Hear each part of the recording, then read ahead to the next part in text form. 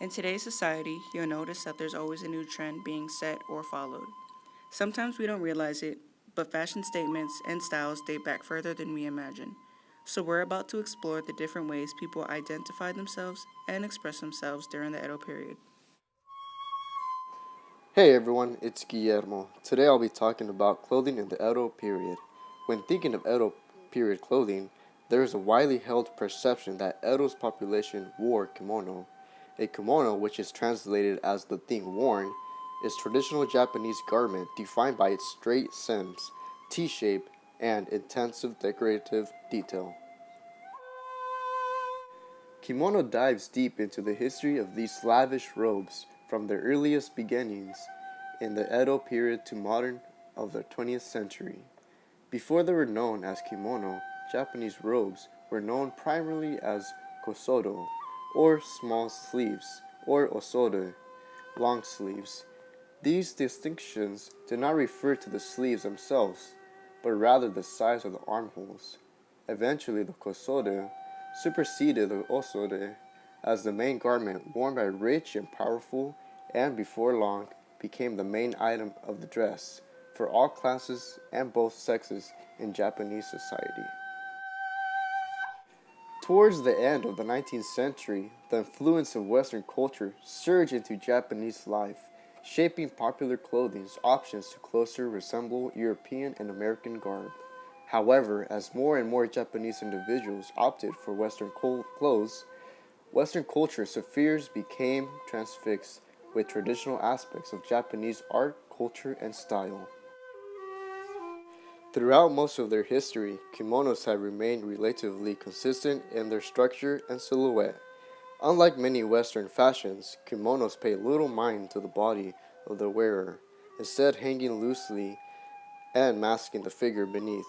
This shape rarely changes, regardless of the wearer's class, gender, or position. All personal details and identifying factors occur on the dress surface, in the fabrics, colors, patterns, and details of the kimono's rich surface. The kimono evolved to become a three-dimensional work of art, a vibrant canvas draped over the wearer. Makeup for many women during this time was an essential part of their appearance. Ohaguru and hikimayu were arguably the most important. Ohaguru was the practice of women and some men dyeing their teeth black by blending powder and acetic acid with iron. Hikimayu was shaving or plucking the eyebrows and drawing thinner and rounder shaped ones on the upper forehead with black ink. Wearing white face powder was also common. The powder was made from white lead, then it would be dissolved with water and applied all over the face, neck, and chest. The art of tattooing has a long history in Japan. The images represented aren't from the Edo period exactly, but they represent the tattoo process of that time. Tattoos have multiple and different symbolic meanings in the Japanese culture and can indicate where an individual ranked in society. It also served as a permanent mark of defense against evil forces. Tattoos were also used to identify a criminal and indicate criminal activity. Criminals were inked with a variety of symbols that designated the places where crimes were committed. Tattooing was a punishment and mark for those who committed serious crimes, and individuals marked with tattoos were obstructed by their families and denied any participation in life. Eventually, there were other forms of punishments, and tattoos were favored by gangs, outlaws, peasants, and misfits. They favored tattoos despite the pain and saw tattoos to be a permanent symbol of loyalty. Although tattoos were frowned upon, people still got them to represent heroes, religious motifs, and other forms of symbolism. Hey guys, it's your boy JP, and today I'll be talking about the samurai clothing during the Edo period. The samurai were subjected to strict rules based on Bushido, or code of honor and morals developed by the Japanese samurai. So as far for their dress code, it was laid out by daimyo, which are the lords they served. Their common clothing was a layering of kimono, which was heavier in winter, lighter on summer, and specific day that signified the change of seasons. Samurai's attire would typically be made out of silk rather than cotton or hemp, which were common use by common people in town. As pictured on the slide, the illustration on the left is a hitatari, and on the right is a kamishimo, which I will be talking about the next two slides.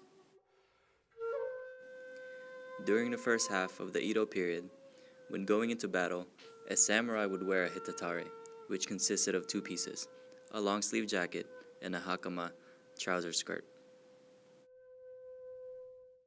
By the Edo period, samurai's preferred choice of attire was a kamishimo, which included the hakama pants and the matching kataginu. It is a vest with crisp, angled peaks at the shoulders, as you can see on the picture. Underneath the kimono, a samurai would wear a fundoshi, or loincloth, then a belted underkimono or two, depending on how cold it was that day.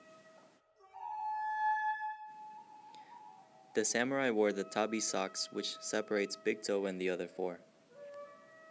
They also wore geta, a form of traditional Chinese-Japanese footwear that resembles both clogs and flip-flops. They are a kind of sandal with an elevated wooden base held onto the foot to keep the foot well above ground. Another is a waraji, or hemp sandals, are made out of straw rope. It can also be made out of myoga, palm fibers, and cotton thread. Samurai and foot soldiers wore these during feudal era in Japan. A woman's hair during the Edo period was tremendously valued and took a large amount of time to style. The decoration in a woman's hair exceeded the price of a silk kimono. The shamad hairstyle was an ordinary hairstyle worn during the Edo period and had been popular for girls in their teens.